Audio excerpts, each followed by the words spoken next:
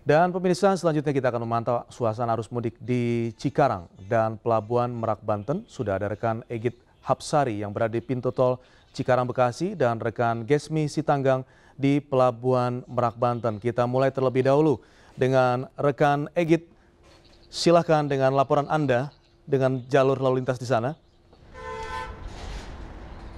Zaki, menjelang siang arus lalu lintas dari arah Jakarta menuju ke Cikampek, tepatnya di gerbang tol Cikarang Utama ini semakin lengang. Salah satu faktor yang membuat lalu lintas hari ini menjadi semakin lengang adalah mulai diberlakukannya larangan bagi kendaraan besar atau truk-truk bertona sebesar lebih dari 3 sumbu untuk melintas di jalur mudik, termasuk di jalan tol Jakarta Cikampek ini.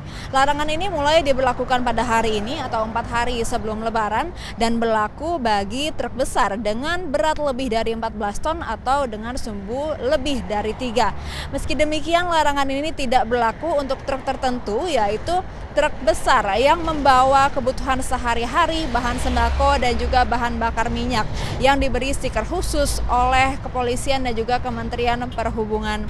Beberapa saat yang lalu, Kepala Korlantas Polri, Irjen Polisi Royke Lumowa, sempat meninjau lokasi gerbang tol Cikarang Utama ini untuk memantau kesiapan baik dari segi posko pengamanan maupun arus lalu lintas di hari ini.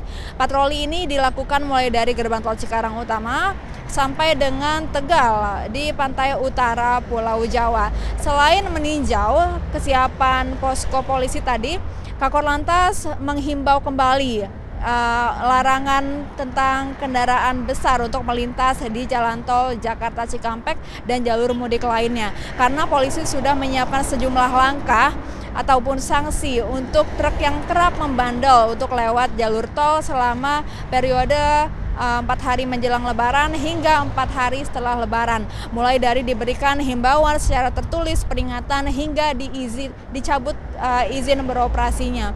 Selain itu, untuk langkah antisipasi yang dilakukan Jasa Marga hari ini masih bersifat situasional. Apabila arus lalu lintas mulai kembali padat, petugas tambahan disiagakan di tiap gardu untuk membantu mengambil kartu tanda masuk elektronik. Namun jika lalu lintas lengang seperti siang ini, belum ada skenario yang dilakukan oleh Jasa Marga.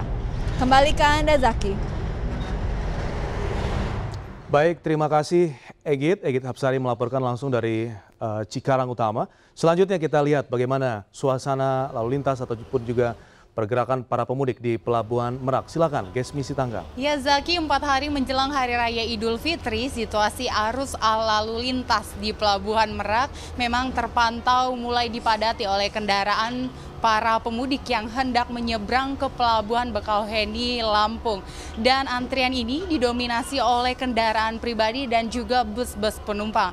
Hal ini sesuai dengan kebijakan dari PT ASDP Indonesia Ferry yang memang menyatakan bahwa sejak hari ini sudah tidak diperbolehkannya lagi truk-truk pengangkut barang, khususnya truk pengangkut barang ekspedisi untuk melintas di pelabuhan ini. Dan dari data ASDP sendiri juga sejak pukul 8 malam tadi hingga saat ini telah ada sekitar 5.000 kendaraan yang telah melintasi di pelabuhan ini. Dari angka ini memang menunjukkan telah adanya lonjakan volume kendaraan sekitar 20 hingga 30% jika dibandingkan dengan hari-hari biasanya. Dan diperkirakan untuk puncak arus mudik akan berlangsung pada 2 hari ke depan, mengingat pada hari Jumat adalah bertepatan hari pertama untuk cuti bersama dalam rangka menyambut Hari Raya Lebaran Idul Fitri, dan diperkirakan bahwa para penumpang juga akan melakukan perjalanan pada hari itu.